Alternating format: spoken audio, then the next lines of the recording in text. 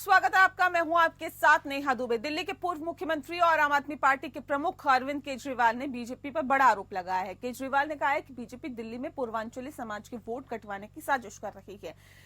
BJP प्रमुख JP Nadda के संसद में दिए गए बयान का हवाला देते हुए केजरीवाल ने कहा कि नड्डा ने पूर्वांचली समाज के लोगों का अपमान किया था, रोहिंग्या और बांग्लादेशी घुसपैठियों से तुलना की थी।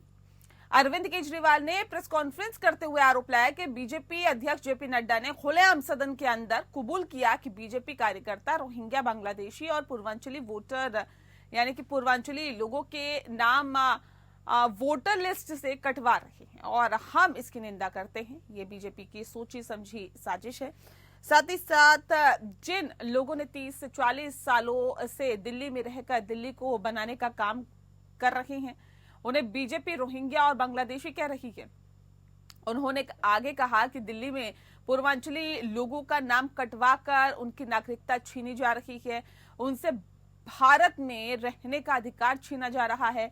वोटर कार्ड की वजह से कई सरकारी सुविधाएं मिलती है और वो भी छीनी जा रही है। दिल्ली का अधिकांश पूर्वांचली वोटर आम आदमी पार्टी का है और आम आदमी पार्टी का वोटर है, इसलिए बीजेपी ने साजिश रची है और इनके वोट कटवा दिए हैं। केजरीवाल ने कहा कि हमने चुनाव आयोग के सामने लिस्ट रखी जिनके नाम बीजेपी कटवा रही है, इसमें ज्यादातर लोग हिंदू हैं। इन्हें बीजेपी रोहिंग्या बता रही है और ये लोग बिहार, यूपी से आए हुए हैं जो 40 साल से यहाँ पर रह रहे हैं। इन्होंने बीजेपी पूर्वांचल समाज को उजाड़ने का काम किया है और हमने दिल्ली में पूर्वांचल समाज को अधिकार देने और बसाने का काम किया। उन्होंने कहा कि दिल्ली में यूपी और बिहार से बहुत लोग रहते हैं, आते हैं। ये लोग या तो रोजगार की तलाश में या फिर पढ़ाई करने के लिए यहाँ पर आते हैं और अक्सर गरीब और मिडिल क्लास के लोग दिल्ली में आते हैं। ये लोग कच्ची कॉलोनी में रहते हैं और दिल्ली की 1700 कच्ची कॉलोनियों में 70 से 80% पूर्वांचली समाज के लोग रहते हैं। इन कॉलोनियों में 2013 तक सड़कें, पानी, इलाज, स्कूल सुविधाएं नहीं थी। हमने सभी अड़चनों को दूर किया और यहाँ सभी सुविधाएं दी। केजरीवाल ने आगे कहा कि हम अगले कुछ दिनों दिल्ली के हर एक पूर्वांचली समाज के घर में जाएंगे और उन्हें बीजेपी की साजिश के बारे में बताएंगे। उन्होंने पूर्वांचली वोटरों से कहा है कि अगर कोई बीजेपी वाला आपके घर आए तो उसे अपनी डिटेल्स मत देना, ये लोग आपका वोट काट देंगे और बीजेपी को हर वोटर जो है वो जवाब जरूर देगा। तो अब पूर्वांचली वोटर्स पर सियासत लगातार शुरू होती हुई दिखाई दे रही है। बता दें आपको कि जिस तरह से दिल्ली में विधानसभा चुनाव हैं और अब जो पूरी तरह से सियासत है पूर्वांचल वोटर पर हो रही है, ये आरोप लगाया जा रहा है आम आदमी पार्टी की तरफ से कि बीजेपी प्रमुख जेपी नड्डा ने सदन में जो बयान दिया उसके आधार पर ये पूरी तरह से वोट काटने की कोशिश बीजेपी की है, क्योंकि पूर्वांचली जो वोटर्स हैं वो आम आदमी पार्टी को सपोर्ट करते हैं, इसीलिए उनका नाम वोटर लिस्ट से काटने की कोशिशें यहां पर बीजेपी की तरफ से की जा रही है। खास मेहमान हमारे साथ मौजूद है, उनसे आपका परिचय करा देते हैं। इस वक्त हमारे साथ कैप्टन आई सिंह जी हैं, नेता है बीजेपी के। स्वागत है कैप्टन आई सिंह जी आपका। वंशराज दुबे जी हमारे साथ है, प्रवक्ता हैं आम आदमी पार्टी के। सर आपका भी बहुत बहुत स्वागत है। इस खास कार्यक्रम की शुरुआत दुबे जी आपके साथ ही करते हैं। क्यों आप लोगों को ऐसा लगता है कि जो भारतीय जनता पार्टी है वो पूर्वांचल के जो लोग हैं उनका वोटर लिस्ट से नाम कटवा रही है? वो नहीं चाहती है कि वो लोग दिल्ली में रहें, वो नहीं चाहते हैं कि दिल्ली में वो वोट दें, और बांग्लादेश और रोहिंग्याओं से क्यों तुलना आप एक नैरेटिव सेट करने की कोशिश कर रहे हैं कि इनकी तुलना की जा रही है? देखिए नया, पहली चीज तो हम लोग कोई नैरेटिव सेट करने की बात नहीं कर रहे हैं। हम लोग उस बात को कह रहे हैं कि जो आपने देखा कि किस तरीके से पहले जब अरविंद केजरीवाल जी ने प्रेस कॉन्फ्रेंस के माध्यम से, आप तमाम चैनलों के माध्यम से इस देश को, दिल्ली की जनता को बताया कि किस तरीके से भारतीय जनता पार्टी एक सेट एजेंडा के थ्रू दिल्ली की लगभग हर विधानसभाओं में हजारों की संख्या में वोट कटवाने का काम कर रही है, और उसका प्रमाण बाकायदा प्रेस कॉन्फ्रेंस के जरिए आप सबके सामने रखा गया। और आप देखिए कि जब इस मुद्दे को एक तरीके से इस पे जो है भारतीय जनता पार्टी, चूंकि उस केंद्र में सरकार है उसकी, चुनाव आयोग को इस पे एक्शन लेना चाहिए था। उसके बजाय इन्होंने क्या किया, जेपी नड्डा जो भारतीय जनता पार्टी के एक तरीके से अध्यक्ष हैं, नेता हैं, मंत्री हैं, राज्यसभा के नेता हैं, सदन के अंदर सोचिए उन्होंने किस तरीके से अपमानजनक बातें खास करके पूर्वांचल, उत्तर प्रदेश, बिहार के भाइयों के लिए कहा। बेहद दुर्भाग्यपूर्ण है। और ये कोई पहली बार नहीं था नेहा। आपने देखा कि अभी हाल ही में जब छठ पूजा का आयोजन हुआ तो भारतीय जनता पार्टी ने वहां भी साजिश के तहत उनका छठ जो सबसे बड़ा महापर्व जिसको हम लोग कहते हैं पूर्वांचल में, उसको रोकने का हर हथकंडे अपनाए भारतीय जनता पार्टी ने। ये लोग तो आपके लिए भी कर रहे थे, कह रहे थे कौन से छठ घाट को इन्होंने सही किया है, यमुना नदी का पानी इतना दूषित है, वो तक साफ करने का काम आम आदमी पार्टी की तरफ से नहीं किया गया, प्रदूषण इस कदर बढ़ा हुआ है, कैसे लोग अपना छठ लोगों ने मनाया वो तो लोग ही जानते हैं। तो ये तो आप लोगों पे आरोप लगाते हैं कि देखिए तो पूर्वांचलियों का भला नहीं चाहते हैं। नहीं नेहा, देखिए भारतीय जनता पार्टी इस मामले में माहिर है कि असल मुद्दों से कैसे ध्यान भटकाया जाए, कैसे उसको डाइवर्ट करा जाए। आपकी इतनी हिम्मत कैसे हो गई कि आप सदन के अंदर खड़े होकर पूर्वांचल के, उत्तर प्रदेश के और बिहार के लोगों को आप रोहिंग्या, बांग्लादेशी कहेंगे, घुसपैठिया कहेंगे। जो नाम आपके सामने कल आदरणीय अरविंद केजरीवाल जी ने गिनाए, चाहे वह रजत सिंह हो, चाहे वह जो है अंकित मिश्रा हो, या फिर अभिषेक यादव हो, ये सब लोग जो या फिर राम सिंह हो, जिसकी चर्चा आदरणीय सांसद संजय सिंह ने सदन के पटल पे भी रखी।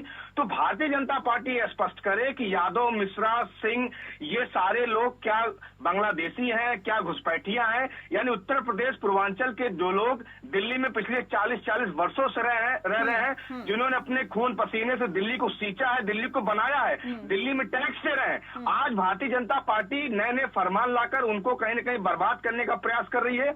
आम आदमी पार्टी कैप्टन आई सिंह जी, ये तानाशाही चल रही है क्या सर, कि किसी का भी नाम लगाया जाएगा, किसी का भी डाला जाएगा, किसी का भी कटवा दिया जाएगा? देखिए नेहा जी, भारतीय जनता पार्टी हर हिंदुस्तानी के साथ खड़ी है, वो कहीं का भी हो, किसी भी कोने का हो, किसी भी राज्य का हो, वो हमारा भारतीय है, हमारा हिंदुस्तान का एक नागरिक। मगर हम रोहिंग्या और बांग्लादेशियों को बिल्कुल बर्दाश्त नहीं करेंगे, क्योंकि वो हमारे नागरिकों के अधिकारों के ऊपर कुटाराघात करके बैठे हैं। और यही खेल तो केजरीवाल ने खेला है दिल्ली में। आप देखिए जगह जगह झुग्गी झोपड़ी बनवाइए, वहां घर के रोहिंग्या और बांग्लादेशी बताया है, उनको जो है ना अपना वोटर कार्ड बनवा दिया। तो ये केजरीवाल सिर्फ अपना वोट बैंक बनाने के लिए आज दिल्ली को बर्बाद करने पे तुले हैं। ये कह रहे हैं हमने किया, अरे तुम जमुना बार कहा कि जमुना साफ करेंगे, आप वहां पिछले बनाओगे, जमुना साफ नहीं कर पाए। पीने का शुद्ध पानी पूरी दिल्ली में दे नहीं पाए। दिल्ली की रोडें टूटी पड़ी है, इससे तो आपकी रूरल ग्रामीण क्षेत्र की रोडें हैं, वो ठीक कर नहीं पाए, एक काम तो अच्छा कर नहीं पाए। शराब नीति में पूरी पार्टी जेल में चली गई, भ्रष्टाचार में पूरी पार्टी डूबी हुई है। और ये रोहिंग्या और बांग्लादेशियों के सहारे पुनः सरकार बनाना चाहते हैं। तो वही तो केंद्र की सरकार और केंद्र की एजेंसियां चेक कर रही है। अगर हमारा जो हिंदुस्तानी है, किसी भी राज्य का नागरिक है, दिल्ली में रह रहा है, उसको कोई दिक्कत नहीं है डरने की। मगर बांग्लादेशी और रोहिंग्या है तो उसको हम चुन के बख्शेंगे नहीं। ये कितना भी उनको बचा ले, भारतीय जनता पार्टी उनको यहाँ देश में रहने नहीं। पूर्वांचल के लोग नहीं, मुझे बताइए कैप्टन आई सिंह जी, पूर्वांचल के लोग रोहिंग्या है क्या, बांग्लादेशी है क्या? देखिए नेहा जी, पूर्वांचल के हमारे अपने भाई है, अपने लोग हैं, उनको रोहिंग्या कौन कह सकता है? जो लोग रोहिंग्या है ही नहीं तो उन्हें कौन कहेगा? वो तो यहाँ के, हम रोहिंग्या तो उनको कह रहे हैं जो म्यांमार से आए, जो बांग्लादेश में बॉर्डर क्रॉस करेंगे। नहीं, जिस बात का जिक्र केजरीवाल कर रहे थे, यादव, मिश्रा, सिंह, वो सब रोहिंग्या है क्या, बांग्लादेशी है क्या? मुझे बता दीजिए। देखिए नेहा जी, ये सबसे बड़ी बात है जांच की। अगर कोई यादव बन के अपना वोटर कार्ड बनवाता है तो जांच एजेंसियों को जांच करने में इनको कोई दिक्कत नहीं होना चाहिए।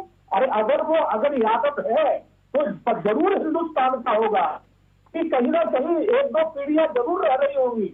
मगर वो फर्जी यादव बन रहा है बांग्लादेश से आके, तो उसकी सिर्फ बांग्लादेश यहाँ पर दिल्ली में ही उसकी होगी, आगे उसका कोई जो कहते हैं ना कि 2 पीढ़ी 3 पीढ़ी, वो आगे कहीं मिलेगी ही नहीं।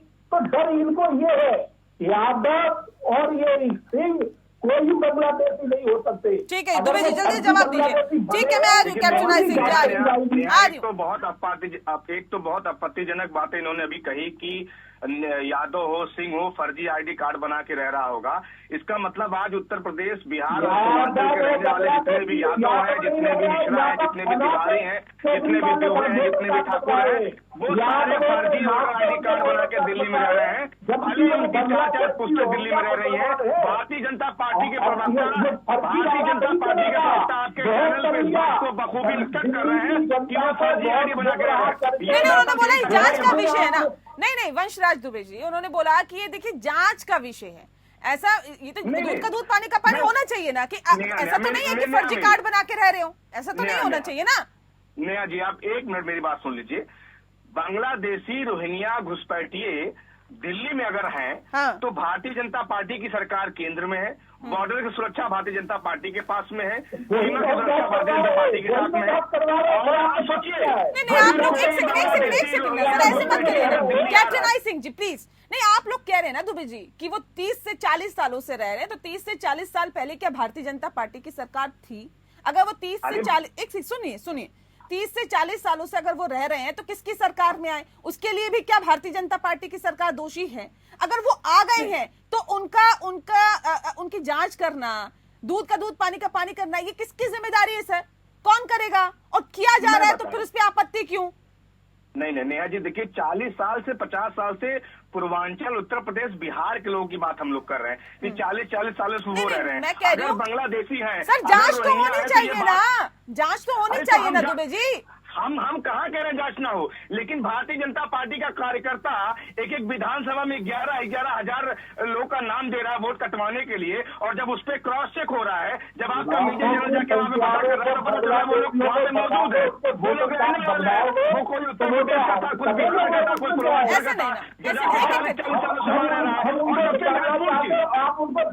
सबसे महत्वपूर्ण चीज ऐसे नहीं कैप्टन आई सिंह जी, मैं आ रही हूँ सर, सिंह साहब आ रही हूँ कैप्टन आई सिंह जी, ऐसे नहीं करिए ना, एक एक करके रखेंगे ना बात को। अभी दुबे जी अपनी बात खत्म कर लेते हैं, फिर मैं आपका रुख करती हूँ कैप्टन आई सिंह जी। नेहा जी, मेरा सिर्फ ये कहने का मतलब है कि कोई भी अगर घुसपैठिया बांग्लादेशी आएगा, अभी आ रहा है, पीछे आया होगा, वो बॉर्डर क्रॉस करके कई सारे राज्यों को क्रॉस करते हुए दिल्ली आया होगा, उड़ के तो आया नहीं होगा। पहली चीज तो भारतीय जनता पार्टी इस बात को एक्सेप्ट करे कि वो दिल्ली, चूंकि दिल्ली के अंदर भी कानून व्यवस्था उनके पास में है, केंद्रीय गृह मंत्री दिल्ली में रहते हैं, और बॉर्डर की सुरक्षा भी दिल्ली के केंद्र सरकार के पास में। नंबर 1। नंबर 2, 2022 में आपका वो ट्वीट आपको जरूर याद होगा कि किस तरीके से इनके यूडी मिनिस्टर ने क्या कहा। यूडी मिनिस्टर ने कहा कि कोई भी बांग्लादेशी, रोहिंग्या, घुसपैठिया परेशान ना हो, उसको हम दिल्ली के अंदर पुलिस की सुरक्षा भी देंगे, उसको हम फ्लैट दिलाने का भी काम करेंगे। ये ट्वीट बना हुआ है, ये ट्वीट बना हुआ है। तो भारतीय जनता पार्टी बांग्लादेशियों, घुसपैठियों को बताने का काम कर रही है, और आज बांग्लादेशी घुसपैठियों के नाम पे हमारे पूर्वांचल भाइयों को जोड़ने का काम कर रही है। ये हमारे पूर्वांचल भाइयों को जोड़ने का काम कर रही है, जिनका छठ का घाट बर्बाद कर दिया उन्होंने, जिनका त्योहार बर्बाद कर दिया उन्होंने। आज उत्तर प्रदेश, बिहार, पूर्वांचल के जो लोग दिल्ली 40 साल रह रहे हैं, उनको जोड़ने का काम करेगी। ठीक है, चलिए इस पे तफसील से चर्चा हम जारी रखेंगे। कैप्टन आई सिंह जी, नहीं मैं आती हूँ सर। सवाल इस बात को लेकर भी है ना, अगर आम आदमी पार्टी इस पे आपत्ति जता रही है तो इसके पीछे का तर्क भी समझना होगा कि जब चुनाव आते हैं और जहां पे चुनाव आते हैं वहीं पे ये प्रोसीजर आपका क्यों शुरू हो जाता है सर? ये भी तो एक बड़ा सवाल है। अब दिल्ली में विधानसभा चुनाव है तो दिल्ली में आपको रोहिंग्या और बांग्लादेशी दिखने लगे, अब कहीं और चुनाव होता है तो वहां दिखने लग जाते हैं। ये टाइमिंग पे भी सवाल है ना सर, कि देखिए अब टाइमिंग पे सवाल उठ रहे हैं। सवाल इस बात को लेकर कि जहां पे चुनाव आते हैं उससे पहले आप लोगों को रोहिंग्या और बांग्लादेशी क्यों दिखने लग जाते हैं उस राज्य में सर? देखिए नेहा जी, सबसे बड़ी बात यह है कि सर जो जांच एजेंसियां हैं वो अपना काम शुरू से ही करती है, और जांच एजेंसियों ने अपनी पूरी जांच करके रिपोर्ट जो है ना चुनाव आयोग को पहुंचा दी कि ये लोग जो है ना संदिग्ध है। तो वो चुनाव आयोग स्वतंत्र है, वो सरकार का नहीं है। तो चुनाव आयोग जब चुनाव नजदीक आते हैं तभी खास करके इन चीजों की जांच करता है कि हमारी वोटर लिस्ट में कौन रह गया है, कौन नहीं रहा है, कौन फर्जी है। तो वो चुनाव आयोग का काम है। ये तो चुनाव आयोग 1 साल पहले थोड़ी देखेगा, जहाँ चुनाव होने नहीं, वही क्षेत्र खास तौर पर टारगेट रहते हैं जहाँ आपका कैंडिडेट नहीं जीतता है। सवाल इस बात को लेकर भी है ना। ये नहीं जी, ये कहना गलत होगा। ये हमारी सरकार की बात नहीं है, ये चुनाव आयोग की है। चुनाव आयोग वोटर लिस्ट चेक कर रहा है कि उस खास करके बात ये होती है कि नए वोटर कितने बने हैं, पुराने वोट जो थे वो है या हटाए गए हैं। तो चुनाव आयोग इस बात को चेक करता है। तो चुनाव आयोग जब देख रहा है कि ये वोट फर्जी है तो वो काट रहा है, उसमें सरकार का क्या लेना देना हो गया। मतलब सबसे बड़ी बात ये है, पूर्वांचल के नाम से केजरीवाल छुपना चाहते हैं अपनी हार की डर से, तो उन्हें मालूम है कि अब की बार उनकी बहुत बड़ी हार हो रही है। अब की बार वो कहीं से भी नहीं रहेंगे, क्योंकि दुनिया जान चुकी है भ्रष्टाचारी सरकार है, पूरी सरकार जेल जा चुकी है। तो अब वो पूर्वांचलों का नाम, सर यही बात तो आप लोग झारखंड में भी कह रहे थे ना, वहाँ पे आईना दिखा दिया ना आप लोगों को, यही बात कह रहे थे कि देखिए करप्शन वाली सरकार है, ये तो जेल जाके आए मुख्यमंत्री, कुछ नहीं होगा इनका। लेकिन क्या हुआ, दोबारा आप लोगों को साइडलाइन कर दिया झारखंड में, यही बात आप लोगों ने कही थी ना। नहीं देखिए ऐसा कुछ नहीं है कि कहाँ कर दिया, फिर भी हम वहाँ एक अच्छी अपनी स्थिति बना के आए। ये कोई क्या बना के आए, वहाँ कुछ नहीं बना पाए आप। दूसरे तरफ देखिए, आप महाराष्ट्र में देखिए ना, महाराष्ट्र का क्यों देखिए सर, जहाँ करप्शन के आरोप लगाए थे वहाँ का देखिए ना, वहाँ पे क्या हुआ आप लोगों को। नेहा जी थोड़ा हरियाणा भी देखिए, केजरीवाल की जितनी सीटों में चुनाव लड़े थे जमानत नहीं बची है। ये केजरीवाल तो हरियाणा के ही रहने वाले हैं, और ये गए थे वहाँ पे कि मैं तो यहाँ का बेटा हूँ, मैं यहाँ जन्मा हूँ, मैं पैदा हुआ हूँ। मगर हरियाणा वालों ने इतनी बुरी हालत करी कि एक भी करने में अपनी जमानत नहीं बचा पाया। तो ये नेहा जी कहना गलत होगा। आप हरियाणा में तो गए थे ना चुनाव लड़ने, एक सीट भी निकाल लेते, कहीं जमानत भी बचा देते। तो दिल्ली की जनता अब देखिए सवाल ये नहीं है, अब आप कह रहे हैं कि केजरीवाल से बड़ा झूठा, केजरीवाल से बड़ा जो है ना गेमलर, केजरीवाल कैप्टन आई सिंह जी, आप कह रहे चुनाव आयोग कर रहे हैं सर, आप कह रहे चुनाव आयोग कर रहा है, ये कहते हैं चुनाव आयोग किसके इशारे पे काम कर रहा है, तो बता दीजिए। ये तो इनकी सोच है, चुनाव आयोग, ये तो आप भी जानते हो कि चुनाव आयोग जो है ना स्वतंत्र एजेंसी है, उसके ऊपर सरकार का कोई दबाव नहीं होता। अब ये तो अपने हार के डर से चुनाव आयुक्त की नियुक्ति को लेकर अगर आप पैनल बदल दें तो फिर चुनाव आयोग के कार्यप्रणाली पे तो सवाल खड़े करेगी ना विपक्षी पार्टी, नहीं करेगी। देखिए नेहा जी, चुनाव आयोग को बदलने के लिए उसमें विपक्ष का भी नेता बैठता है, आयुक्त सभी बैठते हैं। वो बीजेपी सरकार, सीजीआई को हटा दिया ना, सीजीआई को आपने हटाया ना, उस पैनल में से सीजीआई अब नहीं होते ना, हुआ करते थे ना। अरे तो जब हटाया गया तो उसमें अकेले सरकार ने खुद ही हटा दिया, उसमें विपक्ष का भी नेता होता है, विपक्ष का नेता भी तो उसमें पैनल में बैठता है कि किसको रखना चाहिए। तो ये तो है नहीं, एक विपक्ष के नेता से क्या होता है सर, जब न्यायपालिका की बात आती है और पारदर्शिता की बात आती है, जस्टिस की बात आती है, या ये कहा जाता है कि बिल्कुल समान तौर पर चीजें आगे रखी जाएगी, आगे बढ़ाई जाएगी, तो सवाल इस बात को लेकर है कि सीजीआई आपका गलत, ये नहीं, आपका ये कहना गलत होगा। जो न्यायपालिका है, चुनाव आयोग है, ये सब स्वतंत्र एजेंसियां हैं, और इनके अंदर मेरा कहना नहीं, मैं नहीं कोई आरोप लगा रही हूँ सर, आरोप तो विपक्ष लगाता है और ना सिर्फ एक बार। ये आप मेरी बात को सुने, आप मेरी बात को पहले सुने।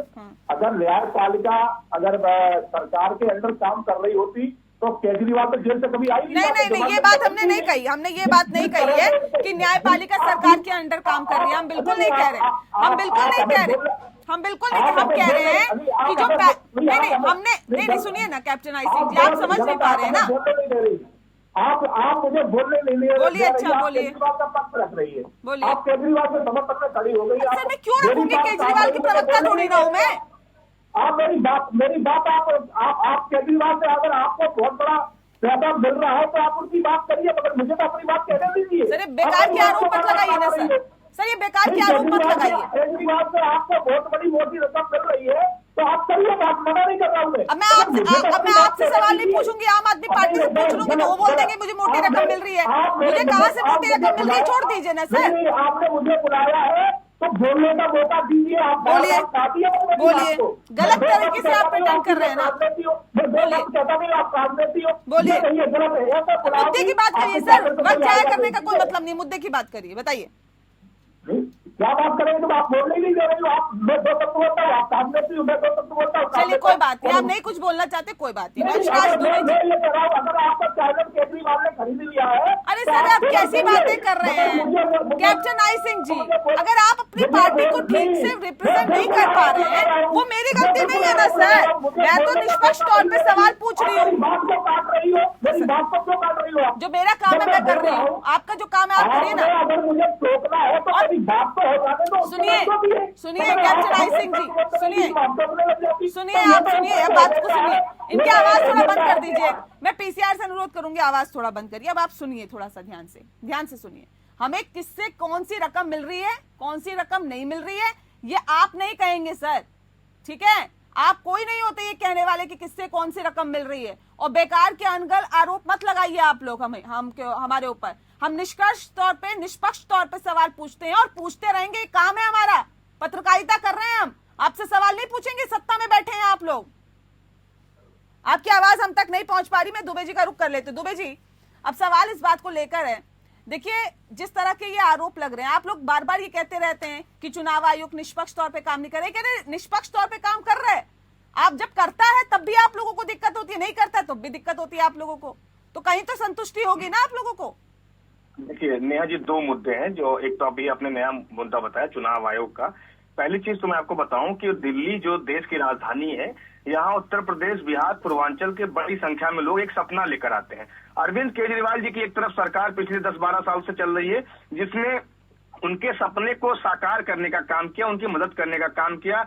पूर्वांचल के बच्चों को, पूर्वांचल के रहने वाले ग्रुप के बच्चों को अच्छी शिक्षा देकर, इलाज देकर, महिलाओं को बस की यात्रा मुफ्त देकर, बुजुर्गों को पेंशन देकर, बुजुर्गों को तीर्थ यात्रा की योजना देकर, यानी तमाम ऐसी चीजें। और खास करके दिल्ली सरकार के अंदर आपने देखा कि कई सारे लोगों को विधायक बनाया, आदरणीय अरविंद केजरीवाल जी ने सांसद, मंत्री बनाया। यानी हर स्तर पर पूर्वांचल के लोगों को तरजीह देने का काम अरविंद केजरीवाल जी ने, आम आदमी पार्टी ने किया। दूसरी तरफ मुझे ये बताइए, सब लोगों को बाहर निकाल दिया क्या वोटर आईडी में, जहां पर कुछ खामियां, कुछ कमियां? हम भी 40 साल से सर दिल्ली में रह रहे हैं, हम भी पूर्वांचल से कहीं ना कहीं कनेक्शन हमारा है, हम 40 साल से रह रहे हैं, हमें क्यों नहीं आके निकाल देते?